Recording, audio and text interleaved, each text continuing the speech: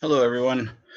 I recently made a video on the Compton effect, and it was a pretty good derivation. Everything went fairly well, except for the end. I had a little bit of problem in that I lost the problem that I had already worked and couldn't remember exactly which numbers I had used. So I made one on the fly, and that didn't turn out so well. And there was some hemming and hawing, delays, and whatnot. And then I went to watch it and realized that about halfway through, or maybe even a quarter of the way through, the focus sort of went out, and part of that was a bandwidth issue. So I decided to just make another video.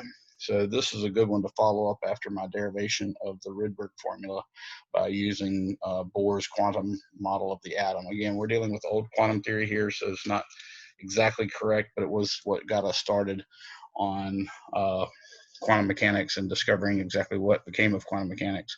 So we've basically talked a little bit about the photoelectric effect, which was basically explained by Einstein using Planck's quantum hypothesis, but Planck actually explained basically the intensity of a black body radiation put out as a function of frequency or function of wavelength, either one. Planck was able to describe that curve mathematically perfectly by making the approximation or the assumption that the energy is equal to an integer times h times frequency, or if you use c equals lambda times f, you'd see that it's also equal to hc over lambda. Again, times n, but we're going to examine the special case here where n is just equal to 1. And we're going to basically show the next part, which was where Compton had showed, in fact, that if you bombard electrons with photons, the photon will actually scatter away. And as a result, because it's losing some of its energy to the actual electron, its wavelength actually increases, because energy and wavelength are inversely related. When one goes up, the other one goes down, and vice versa. So let me get started with that derivation by drawing a diagram. So what we have initially is a photon, which I'm going to mark as blue, and it's moving, say, in the positive x direction. So I'm going to call this the positive x direction. And of course, right here is a stationary electron. It's an electron that is just sitting perfectly still. And I really shouldn't color that blue because I'm using the blue for a reason here. I'll make that black and that black. Okay.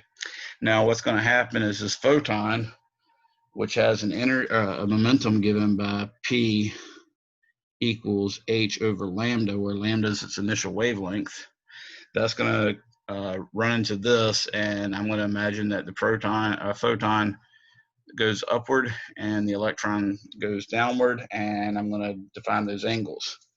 So what we have after the collision is, in fact, the same x-axis, the spot where the electron used to be.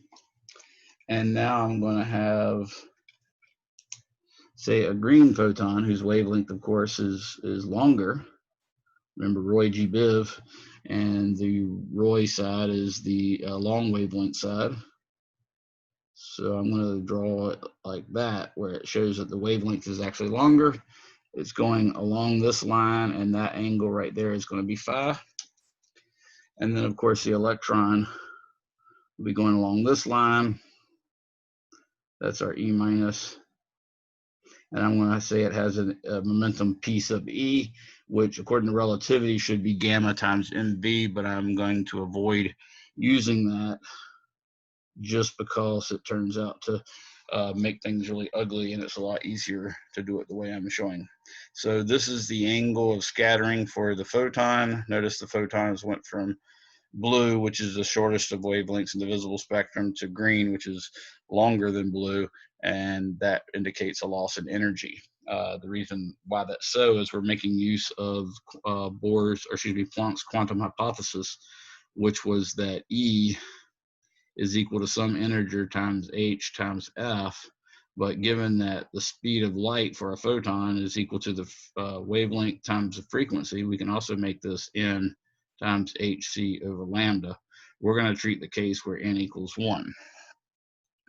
So those are the big things we're going to consider here.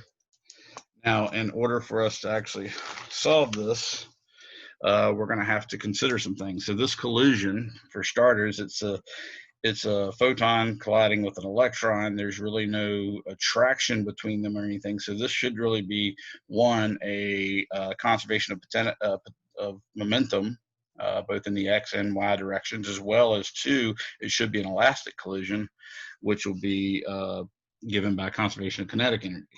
Also, I should also mention that the momentum of the photon after the collision, P final, will be h over lambda final. So the initial wavelength was just lambda, the final wavelength would be lambda final.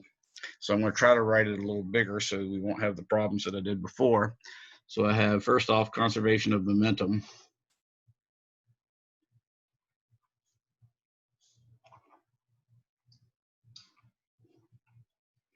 So conservation of momentum for the x direction is going to give us the whole momentum beforehand is just this guy. So that's just h over lambda.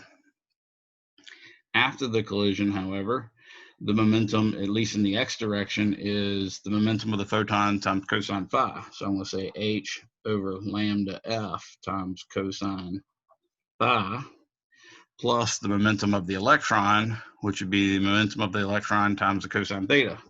So it'd be plus pe cosine theta. I'm going to label that equation 1, because we're going to make use of these and I want to be able to call on them as I need them. The conservation of momentum in the y direction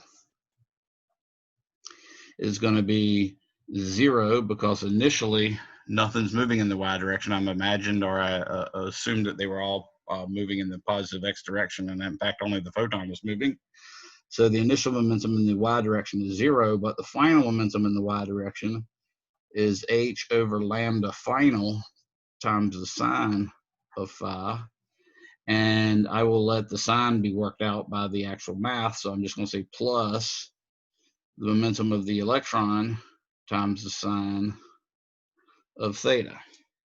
This is equation 2. Now I need to conserve kinetic energy. So this is an elastic collision.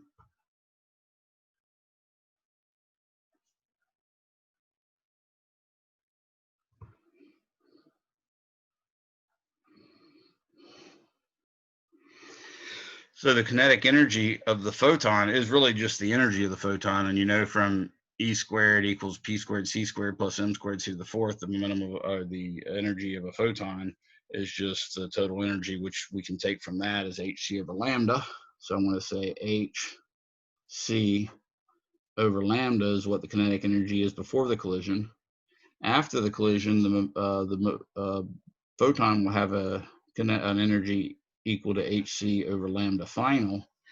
And of course, according to special relativity, the electron, assuming it might actually reach a high enough speed, and I don't want to exclude any cases where it did, so I'm going to have to use the relativistic formula for the kinetic energy. And according to relativity, the kinetic energy is gamma minus 1 times m sub e c squared. And I'm just subscripting the m, just like I did the p, to mention that it is for the electron. So this is the momentum of the electron, the momentum of the electron, the mass of the electron. So that's going to be equation 3. So I've got that labeled. Now a couple other things we're going to make use of.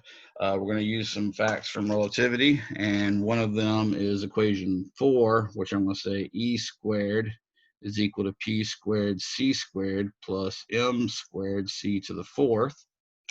I'm going to call that equation 4, so I can refer to it later. And then the other one, which is kind of helpful, is that the energy E is also equal to gamma mc squared, and that's going to be equation 5. So we now have 5 equations. Now my ideal goal here is to find lambda final, this variable, which appears here, here, and here, in terms of this variable, which we'll assume we know, and this variable, which I assume we can measure. Okay, so I need to get rid of basically the PE, the theta, the sine theta, the cosine theta, the gamma, all that good stuff. The mass of the electron might come into play. We'll have to see. I actually know how to solve this after tons and tons of attempts, figured out a really pretty good way. So I'm going to follow a very specific set of steps that happen to work. So the first thing I'm going to do is I'm going to take equation 1 and I'm going to solve it for PE cosine theta. So according to equation 1, PE cosine theta is actually equal to h over lambda minus h over lambda final times the cosine of phi. I'm going to label that 1 prime because it really is just the same thing as 1, just I manipulated it. Additionally, I'm going to take equation 2 and I'm going to solve it for PE sine theta. So I see that PE sine theta is actually going to be equal to negative h over lambda final sine phi, and I'm going to label that equation 2 prime. Again, it's the same thing as equation 2, so why give it a whole new number? Now here's the smart part. Because I did that, there was a very good reason for doing so. Because I did that, I now have a wonderful opportunity to make use of the trig identity, and that trig identity is sine squared plus cosine squared equals 1. So what I'm going to do is I'm going to take equation 1 prime and I'm going to square it. Then I'm going to take equation 2 prime, square it, and add the 2. So when I do that, I get PE squared cosine squared theta plus PE squared sine squared theta, which of course is just PE squared times sine squared theta plus cosine squared theta, which this is just 1. So I just get equal to PE squared. But of course, by doing so, I still have to deal with these other halves of the equation. So I have that equal to h over lambda minus h over lambda f cosine phi quantity squared minus, and because I'm squaring it, it's going to become plus h over lambda final quantity squared sine squared phi. So now I've got all this, and of course I'm going to manipulate it a little bit. I'll keep it as PE. So I'm going to say PE squared. So this is just a continuous of the same equation. PE squared is just going to be, now I've got to square this binomial. It's going to be h over lambda squared plus h over lambda final squared cosine squared phi, and then 2 times the product of the 2 is the middle term, so it'd be minus 2h squared lambda final cosine phi, and then of course plus h over lambda phi quantity squared sine squared phi. So you can see again, I've got this special case where something times cosine squared plus the same thing times sine squared. So these two are just going to combine to give me just h over lambda final squared. In other words, because I factor out h over lambda final squared from both of them, that leaves me h over lambda final squared times parentheses cosine squared plus sine squared, and that of course is equal to 1. So I can rewrite this as just h over lambda squared plus h over lambda final squared minus the 2h squared lambda final cosine phi. So that's the whole term, or the whole side now. Okay. So my final result will be PE squared is equal to h over lambda squared plus h over lambda final squared minus 2h squared lambda final cosine phi. So this is a good and helpful equation. It's so good and helpful, I'm going to give it a number. The number I'm going to give it, of course, is just 6, because that was the last one we did was 5. So this will be equation 6. So there's equation 6. That's going to come in handy later. Notice it's just h over lambda quantity squared plus h over lambda final quantity squared minus 2h squared over lambda lambda final times cosine theta is equal to pe squared. Okay, so that's the momentum of the electron squared. Now that we have that, all I need to do is go ahead and do my next step, which is where I'm going to apply equations 6 and 4. So I'm going to take equation 6 and equation 4, and I'm going to combine them. So equation 6 and equation 4, I'm going to combine them. So I'm going to say this part right here, h over lambda squared plus h over lambda final squared minus 2h squared lambda lambda final cosine phi. Okay, now that's equal to pe squared. But if we look at equation 4, we will find that in equation 4, e squared is equal to p squared c squared plus m squared c to the 4th. So I'm going to just solve that for p, and notice that would be e squared minus m squared c to the 4th over c squared. So I'm going to say this is just equal to e squared minus m sub e squared c to the 4th over c squared. So we've done that. That is in fact going to be called equation 7 right there, because we'll use that in a few minutes as well. So now that I have those two, I would really like to have something to replace this e with. And of course, this e is going to be helpful if I sort of break apart equation 3. So right now, I'm just going to take equation 3. And from equation 3, which was this guy, I'm going to solve for gamma m sub e c squared. In other words, if I carry this mec squared times it, I'll get gamma mec squared minus mec squared.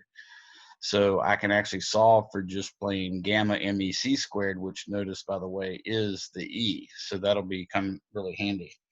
So now I'm going to take equation 3, and I'm going to get that hc over lambda minus hc over lambda final.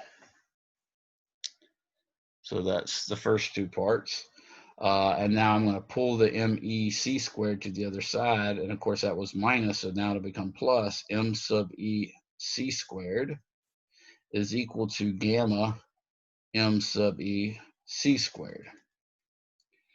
So this is what I will call equation 3, because it's 3 prime, because it's still equation 3. It's just been manipulated. So that's 3 prime.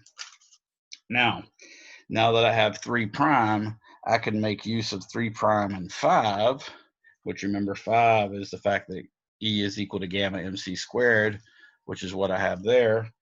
So I'm going to now say 3 prime combined with 5. Notice how I use that slightly different than adding when I'm not actually adding, whereas when I added, I actually used a plus symbol. So that's how I'm sort of trying to keep that straight. So now I can say that hc over lambda minus hc over lambda final plus m sub e c squared is equal to gamma m sub e c squared, but according to 5, that's just e. So now I can take that, and I'm going to call that equation 8. So that's equation 8. Now, I've tried to write bigger this time, so we won't have the problems. In case any focus goes out, you can still read everything. And of course, these documents are always available. You just have to email me at billy@physicssolutionsPlural.com. So now I'm going to start with page 2. And what I'm going to do is I'm going to take equation 8 and I'm going to take equation 7. So equation 7 and equation 8, I'm going to combine them. Now, just so you remember, equation 7 was equation 7 was h over lambda quantity squared plus h over lambda f quantity squared minus 2h squared lambda lambda f cosine phi is equal to e squared minus m sub e squared c to the fourth over c squared. Well, now, since I'm combining that with 8, I have an e. So I'm going to replace this e, which is specifically this e, is going to go in there and be squared. So that's all I have to do with this one. So with equation 7, we have h over lambda quantity squared plus h over lambda final quantity squared minus 2h squared over lambda lambda final cosine phi is going to be equal to, now I'm going to take the new discovery that I had and I'm going to square that, which is hc over lambda minus hc over lambda final plus m sub e c squared. All that's going to be squared because that was e squared minus m sub e squared c to the fourth, and all that would be divided by c squared. So notice that is, in fact, our equation 7, which was h squared plus h squared. Notice I got that and that minus that equals e squared. So I plugged in this for e and put it in there. Now I'm going to square that, but before I square that, since it's a whole squared, I'm going to take out this c and this c and one of these c's. I'm just going to factor all those out, and that'll make a c squared out in front of here, which can cancel out with this one. And of course, I'm also going to cancel out a c squared from here as well. So I'll do that by putting, let's put a c squared right here. And that comes from this one being taken, this one being taken, and one of these being taken. And then, of course, that's going to cancel out with this c squared, but that's just that term. So the other term has to cancel out as well. So that's going to make that a 2. So now I can continue to manipulate this equation. I'm going to get h over lambda squared. I'm trying to give myself more room here. Plus h over lambda final squared minus 2h squared over lambda lambda final cosine phi is equal to, now to square this trinomial, I square each of the individual terms. So it'll be h over lambda squared plus h over lambda final squared plus m sub e squared c squared. Now I take the product of 2 times each of the pairs. So if I multiply this times this, I get negative 2h. So minus 2h over lambda lambda final. And then if I take this and this, I get plus 2h m sub e c over lambda. And then if I take this and this, I get minus 2h m sub e c over lambda final. So that's kind of ugly. I had to spread it off onto a second line, but that's okay. I can now start canceling some things out. Notice I got an h over lambda squared, and I got an h over lambda squared.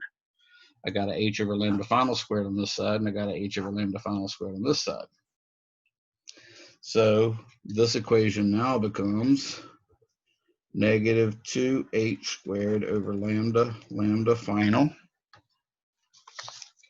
Pushing this up a little bit further. Negative 2h squared over lambda lambda final, that's from that, times cosine phi, is equal to, oh, and I left off this minus m sub e c squared c squared. That was left off from that part right there. So now I've got this, and I've gotten rid of those 2 terms. So I have m sub e squared c squared minus m sub e squared c squared. So those 2 are going to cancel out. Now I got to take this term, which is minus 2h lambda lambda final, and then this term plus 2h m sub e c over lambda minus 2h m sub e c over lambda final. And let's not get that confused with this other part, so I'll separate them with this little blue line here to recognize that's from the line before. So now I have all this worked out. I think you can see that clearly these two cancel each other out, so I can make it take up another line and make it a little simpler. I have negative 2h squared over lambda final cosine phi is equal to negative 2h over lambda final. Now what I'm going to do is factor out a common factor of 2h m sub ec. So I'll say plus 2h m sub ec times 1 over lambda minus 1 over lambda final. When you do that, you can immediately see that this 2 and one of these h's, this 2 and this h, this 2 and this h can all be divided out. And if I actually get a common denominator here, this whole difference of fractions becomes lambda final in the bottom and lambda final minus lambda in the top. So the next line will be negative, I already got rid of that, negative h cosine phi over lambda final equals negative 1 over lambda, negative h, because this was supposed to be h squared, sorry. How did I lose that? This was supposed to be 2h squared there, which came from, oh yeah, when I squared that, yes. So let me put that back in, that h was supposed to be squared here. And of course that h would have been squared here, so that leaves h up there. I think I got it all. There it is, missing there. So that was where I made a mistake. I got this one squared, this one squared, this one squared, and then I forgot the 2h there, or the h squared there. So now that I've got that, I've got negative h over lambda final for this side, plus I have m sub e c times lambda final minus lambda over lambda final. Now I think you can see the reason I did this is now I can cancel out lambda times lambda final all the way across. And once I do that, I can start to go and solve this for actual lambda. So first thing I'm going to do is bring this term over here, and I have a common factor of h, so I'm going to say h times 1 minus cosine phi, comes from this term and this term, notice when it comes over here it'll be positive, is equal to m sub e c times lambda final minus lambda. Now all I have to do is divide both sides by m sub e c. So I'm going to divide both sides by m sub e times c. And when I do that, I get h over m sub e c times 1 minus cosine phi is equal to lambda final minus lambda. So I think you can finally see the result is as expected. Lambda final is equal to lambda plus h over m sub e c. It's supposed to be m times 1 minus cosine phi, and this is the famous Compton effect.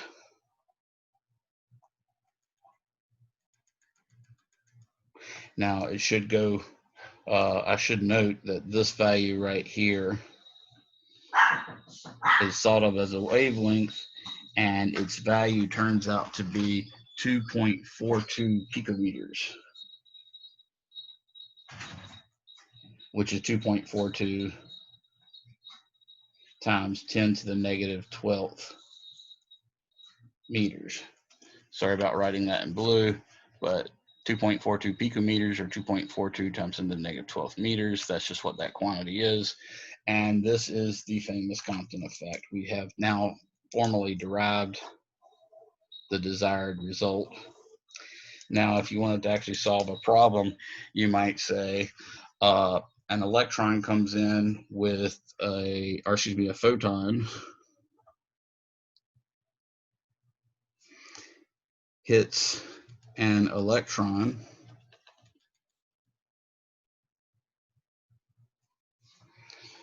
when traveling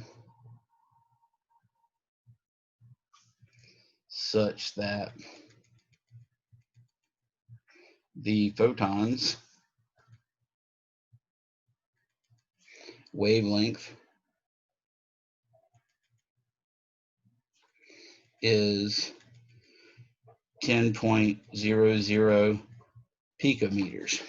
That's a very small wavelength. That's way beyond the visible spectrum. And the electron was at rest.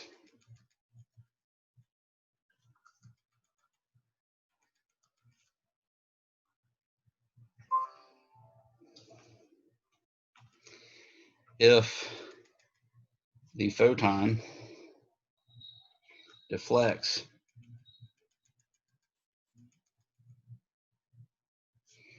by 0 degrees for part A,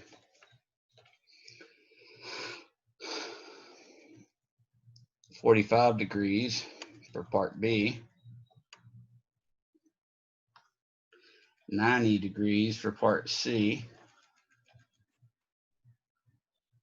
and 180 degrees for part D,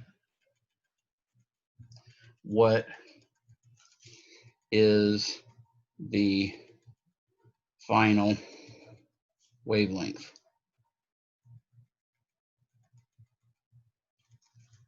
Okay, so part A is just going to be for 0 degrees, the cosine of 0 is 1, so we get lambda final is just going to be 10.00 picometers.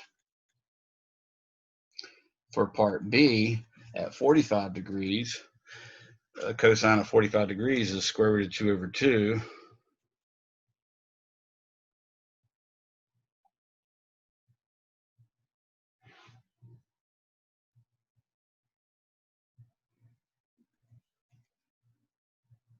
So that's going to be 0.292 times the 2.42 picometers. So that's 0.708. So I can call that 0.71. So that's going to be 10.71 picometers. In part C, it's 90 degrees. Of course, the cosine of 90 is actually equal to 0. So it's just 1 times this 2.42 picometers. So I'm going to say this is going to become 12.42 picometers. And then, of course, part D, for 180 degrees, the cosine of 180 is -1. So I get 1 minus -1, which is 2. So 2 times this, so that'd be 4.84. So now it's 14.84 picometers. So that's a typical example. Not too often that people talk about photons in the picometer range, but that's just one that works really well for this particular example, because I knew this was 2.42 picometers. So I hope this shows you how to deal with the Compton effect, how to derive it, and in fact how to solve some simple problems. That's it. Hope you have a good day.